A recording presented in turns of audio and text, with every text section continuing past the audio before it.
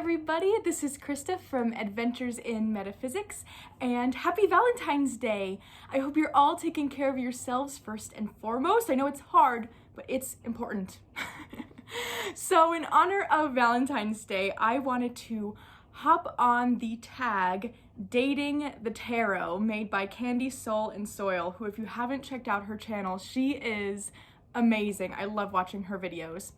She originally made this tag for the beginning of the year in order to show off some of the decks that maybe didn't make your favorites list.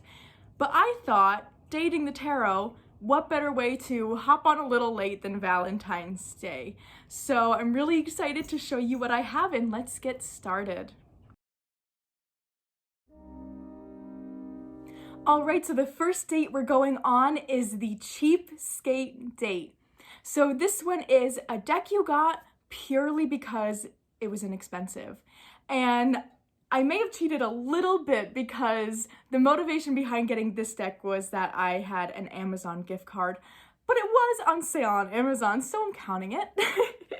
And that is the Goddess Love Oracle by Wendy Andrew, which is she's one of my favorite artists.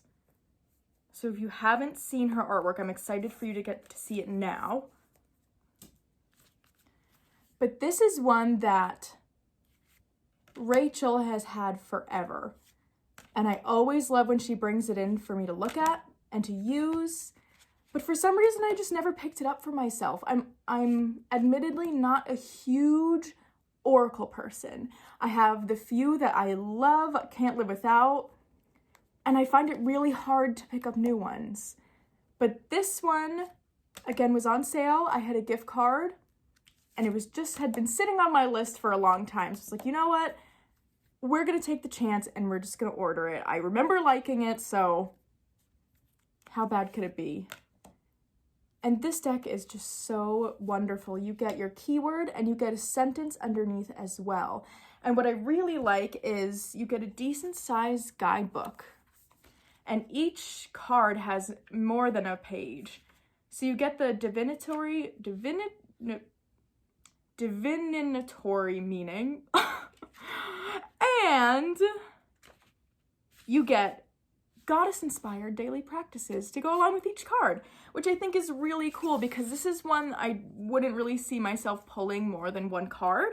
So you could pull that card. I really like doing it at night before I go to sleep. And I read the message and look at the practice. So whether you're doing it, you know, that day, or if I'm using it and going to sleep, I'll think about it for the next day. So this is the Goddess Love deck, and that is my cheapskate deck. Next up, we have the Slow Burner date. So this is meant to be a deck that you weren't too sure about on first meeting, but now that you've spent some more time with it, you think it might be turning into love. For me, that is the Gorgon's Tarot. And as you can tell by the size of the bag I had to make for it, I ended up with the big copy. I got this one off of a Facebook tarot swap group. And it's one I hadn't really seen too much before, but it was being sold for a price that I figured, what do I have to lose? I kind of wanted to try it. It was interesting, it was different, so I picked it up. And I knew what I was getting into. I knew it was a monochromatic deck, but I usually don't like that. So what piqued my interest with this, I'm not super sure. I think it was the illustrations, honestly. I like that they are both simple yet involved at the same time. There's no confusion about what's going on in these pictures, but it's one of those where the longer you look at it, the more you're gonna find, which I think is really interesting. But the size and the shape, also cumbersome. So this is one I got. I flipped through it and I was like, okay, you know, this is cool. Not sure how to shuffle, not sure how to work with it, so we're gonna have to think on that. And I put it aside and honestly didn't pull it out for a few weeks, I think.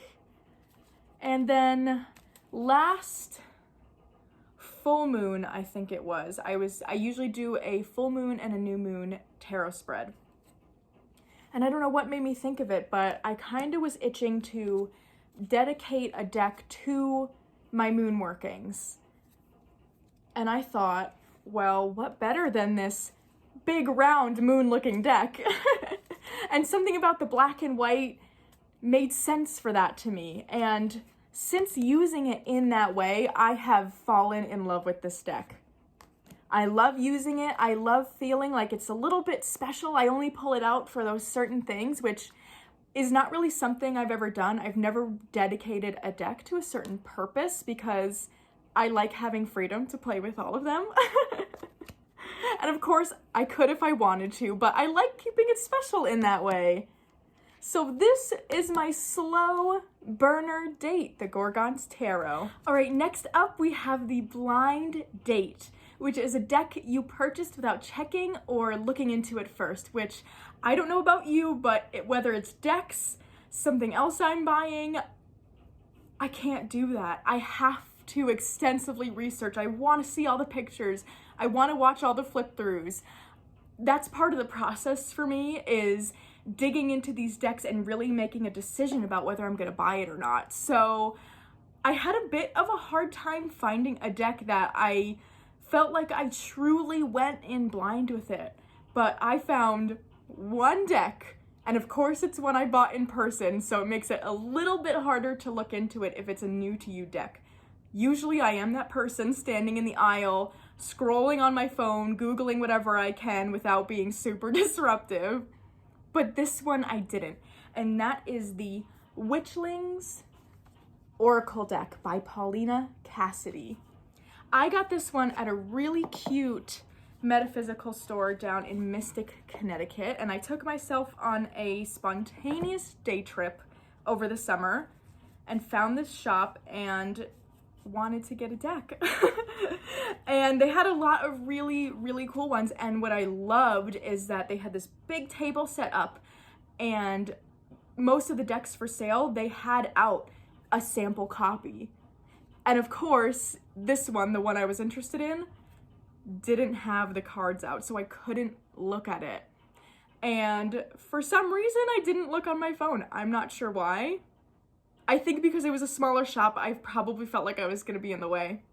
But anyhow, I love this deck. It really worked out for me not looking into it. I love Paulina Cassidy's artwork, but just never really connected with her other decks or had much of an interest in them. But I love the idea of pulling a little witch. But I think my favorite thing about this deck is in the guidebook you get suggestions for spell work or magical work you can do to go along with the keywords, which I think is super cool. So let's see an example. So for manifestation, you get the Fire of Desire spell. So you need a red candle, a piece of paper, a pencil, and a glass bowl. So that's another thing, is that the suggestions are really simple and using things you can easily replace if you don't have them. So the spell goes, sit comfortably, visualizing your goal or desire, and light the candle. Write your goal or desire on the piece of paper, stating it in terms of already having been manifested. Read it out loud. Carefully put the edge of the paper in the candle flame and then put it immediately in the fireproof bowl. Trust that your intentions will manifest at the right time in the best way possible. So this is such a good tool because not only can you use it as an oracle deck where you can pull a card every day, but I love using it for suggestions for spell work or magical work. So thankfully, my one blind date worked out very, very well for me. And that is the Witchlings Oracle. Up next, we have the Rebound date. So what deck did you get because another one didn't work out? And for me, sadly, the deck that didn't work out was the Weird Cat Tarot. I got that deck probably a little over a year ago now, or just about a year. And I loved flipping through it. I loved the colorful cats and how weird it was. It was so much fun to use, but it was one of those ones that I probably pulled from it 2 or 3 times and just something about it wasn't working for me, which was so upsetting. I really, really wanted that deck to work out. So recently, I was introduced to the Mons Tarot, which is another one that took a while for me to buy. I was unsure about it for some reason, but then I bit the bullet, and my thought was, okay, if I really like the Mons Tarot when it comes in, then I can let the Weird Cat Tarot go finally, and so that it can get a better home where it's gonna get used and loved a lot more than it was here. And I love my Mons Tarot deck. So this is probably the best rebound I could have found. I really wanted something that was just fun and colorful and whimsical in my collection that really connected to that inner child aspect of me. And the Mons Tarot completely does that. So much so that I love this card. I feel like I probably talk about it every time, but I mean, how magical is that? I'm so excited because she is coming out with a Little Bugs Oracle soon, and I know I'm going to have to get it because I just don't have an Oracle deck that works with this one. And that one it has to work perfectly because the little bugs are in here. It's gonna work. Anyway, I don't really remember what I was saying. Oh man, there goes my brain.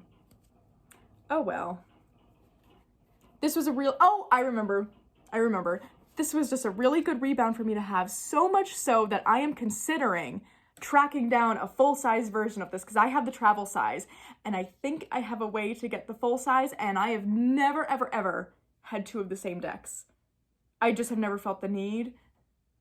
But this one, I kind of want to see the pictures bigger and then take this one to work and keep it there.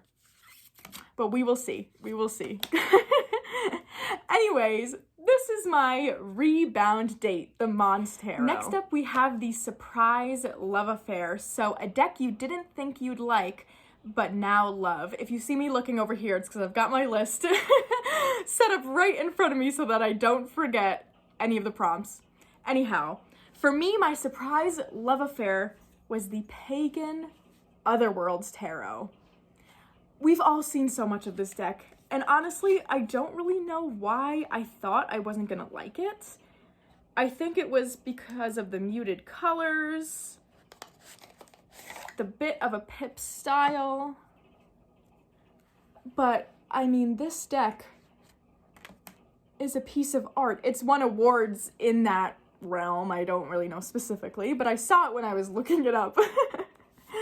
And for a good reason. I mean, you truly feel like you're using a piece of art, and I was bad.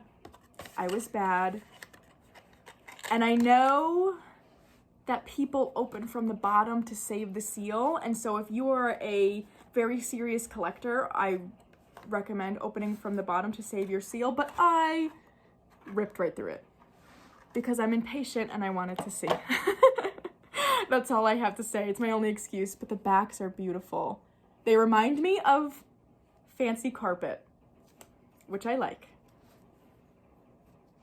But yeah, this is one I just didn't even consider. It wasn't on my list, and I don't really know what brought it onto my list, honestly.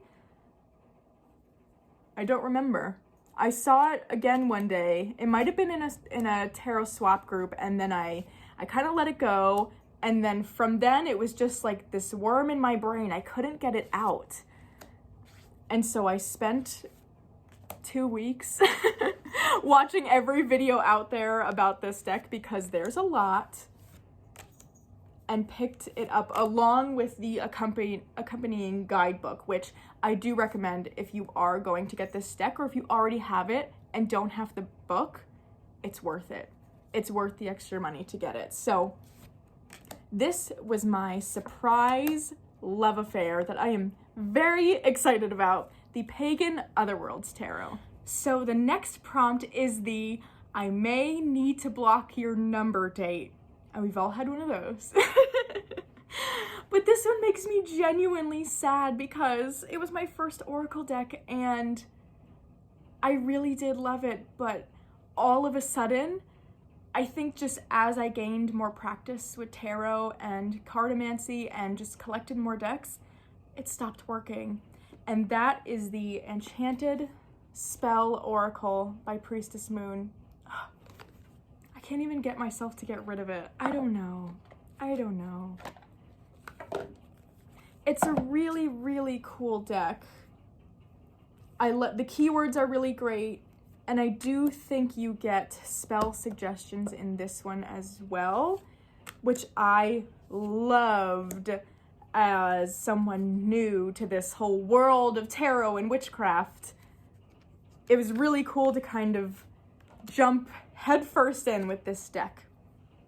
But something about the imagery on these cards honestly never really connected for me. I feel like it's supposed to be medieval, almost like medieval tapestry almost. That's what it looks like to me anyway, which I'm a huge fan of. I'm a big art history person and I love looking at stuff like that. So the fact that this doesn't connect is very surprising to me. But I think also because I have the Witchling's Oracle, or I also have Priestess Moon's Making Magic cards, there isn't really a spot in my collection for these anymore because I just don't think I like them as much as those, and they're all kind of fill the same niche, I guess you could say. So this might have to be one whose number I block. And that is the Enchanted Spell Oracle. Our next date is the on again, off again date. So a deck you really like, but sometimes it's confusing, sometimes it doesn't work, it's just a little bit messy. And that for me is the Symbolon deck. This is one, you know, I couldn't even tell you why I bought it. Not super sure. You know, this might be one. This was a blind date too, now that I think about it. It definitely was a blind date. Anyways, I don't get these cards. I feel like there is a way you're supposed to use them, and that's not at all how I'm using them. And I've had this deck forever now. And I'm not sure what it's meant for. I'm not sure how everything ties together, what the meaning is. I'm sure there's something very esoteric that I am just not picking up. But I can't get rid of them. And every once in a while, I do like to pull them out. And I actually did recently start exploring past life readings. And I have an inkling that this deck is going to work really well in a past life reading sense. So I'm excited to try that out.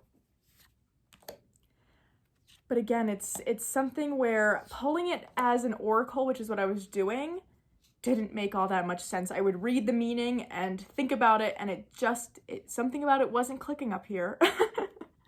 But I can't get rid of it, and I just like it for some reason. Just a little. And then sometimes I hate it. I don't know. But I'm really, really interested to try it in a past life reading and see how that goes, because I just have a feeling it's going to work out for me. But that is the Symbolon. I don't even know what it's called. It's not called an oracle. The Symbolon Deck of Remembrance. I think it's going to work for a past life reading. I don't know. We'll see. We'll see if we're on again. But that is my on again, off again deck. Next up, we have the double date. So what two decks are your perfect pair? And I cheated on this one because I have two pairings. But I've decided, since I'm not doing this tag at the beginning of the year like you're usually supposed to, I get a pass for cheating. That's what I'm gonna say. Anyway, my first pair is the Gentle Tarot and the Prairie Majesty Oracle. These two decks work so stinking well together. The art styles lend to each other, but also the feelings of these two decks. They both feel really nurturing, really intensely connected to nature. And I think part of that is how personable both Mari is, from Mari in the Sky, who makes the Gentle Tarot, as well as Kara, who makes the Prairie Majesty Oracle. You can just tell they're both such kind, caring people that it gives the whole deck this certain feeling, which I think is super interesting. And you can tell how much they care about these decks and care about the natural world that they based it off of. So I love, love, love using these in conjunction with each other. And I'm super excited to pull them out again because the Gentle Tarot is one I tend to use more in the spring and summer. So I haven't gotten to play with it in a bit, but I'm really excited to pull these out again because how good is this? It's so good. My next pairing is one that's a little bit newer to me, but I just love how it's been working out. And that is the Forest Envy Tarot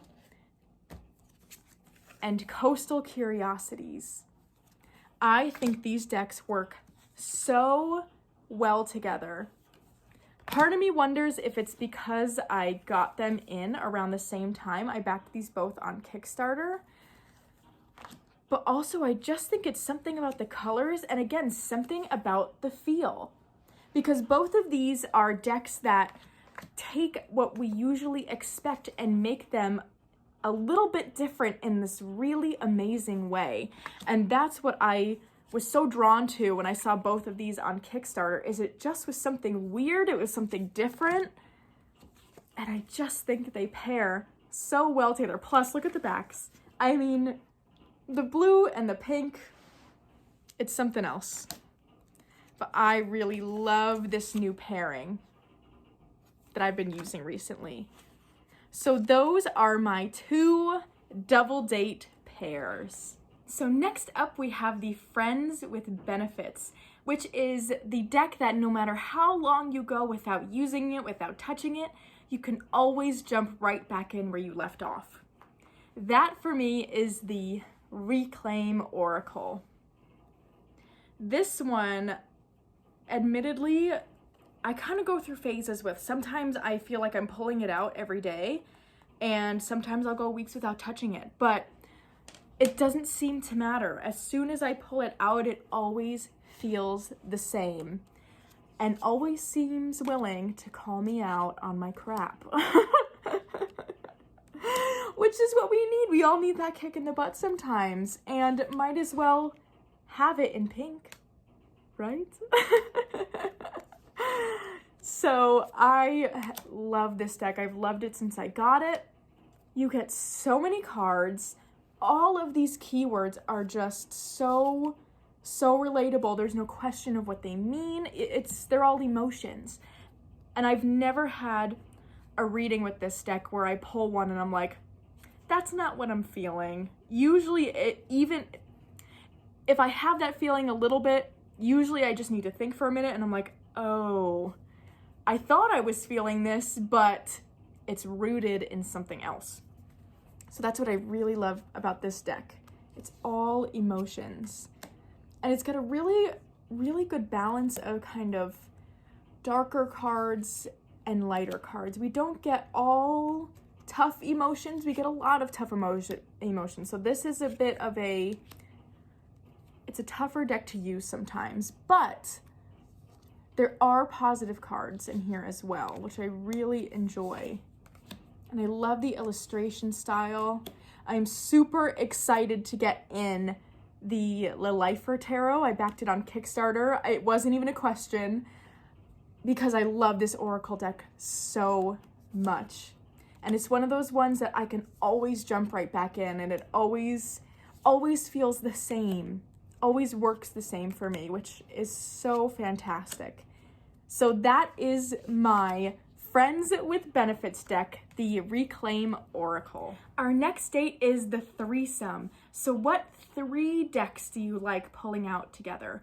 Which I am not typically someone who pulls out more than 2 decks. I usually like working with an oracle and a tarot, and I leave it at that. I keep it simple. I don't usually pull out a bunch of decks, but I have been recently. So I was really excited to see this prompt because I, for the first time, had an answer. So that for me is the, I'm gonna figure out how to hold this. The Northern Animal Tarot, Prairie Majesty, and Coastal Curiosities, all used together. I just feel like these all work in conjunction so well together. And they all have this kind of certain look that it works. I think it's the colors used, a centering around animals and nature, so they've got that in common. And I just really, I think what it is these are probably 3 of my very, very favorite decks. So using them together, of course, is gonna feel really good. But I think regardless, I think these just really work all 3 together. And it's just about the only time, again, that I've pulled out more than just an oracle and a tarot. So that is the Northern Animal, Prairie Majesty, and Coastal Curiosities for my threesome. So our next date is the Best Hugger. And I might be being a little bit mean with this one because I don't think you can get this deck anymore, but it's another one by Kara Simons, who is the creator of Prairie Majesty Oracle, and that is her grandmother's oracle. But not all hope is lost because she has been talking about making another version of this grandmother's oracle called Grandmother's Song of the Grandmothers, I think. Grandmother's Song.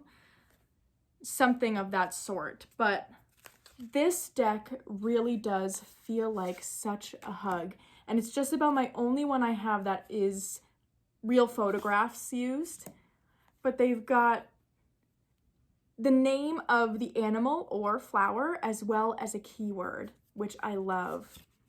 And this deck really does feel like you are connecting with that grandmotherly energy, that comforting source that you're gonna get wisdom, but also comfort at the same time. It really does feel like such a hug. So I'm really excited to see the next grandmother's deck that comes out because I have a feeling it's gonna feel the same. So if you like this one, keep a lookout for that because I know it's in the works, which both Rachel and I are so excited for. It comes with this really wonderful guidebook as well, and mine is all beat up at this point. But you just get such great extensive words about these cards, and Kara writes so beautifully. Something else that's really unique too is you get a bunch of blank cards. So that way, if you have a specific, whether it is maybe your actual grandmother or just an energy that isn't included in this deck that you associate with that or just want in this deck, you can add it yourself, which I think is really interesting. I've not done it yet, but I do think that is super cool to include. So that is my best hugger date, the Grandmother's Oracle. Last but not least, we have our forever love decks. The decks that you know you just are never going to part with, they're your absolute favorite, they're always gonna work, that true forever love. And I've got 2 again. I never claimed to be good at choosing. I warned you I was gonna cheat. So my first one is the Memento Mori Oracle, which I just feel like I talk about all the time, and I can't say enough good things, but I've gotten to a point where I've collected, I mean, you get so many cards to begin with, but I've also started gathering the expansion packs and really turning it into this super deck. But it's a deck that feels really connected to spirit, really connected to not this world, I guess you could say. Not to sound too woo, but I always have the most interesting time when using this deck, and it always feels like I'm pulling for things that don't necessarily pertain to me, which is really interesting. Again, this is one that I've sort of been toying around with mediumship with. It's been super interesting, and it's just a whole collection of decks that are so special. And there is a new expansion pack. I think it's the Folk Witch is what it's called, which I'm so excited for. It comes out this Wednesday, and that's gonna be another one I just click, instantly buy.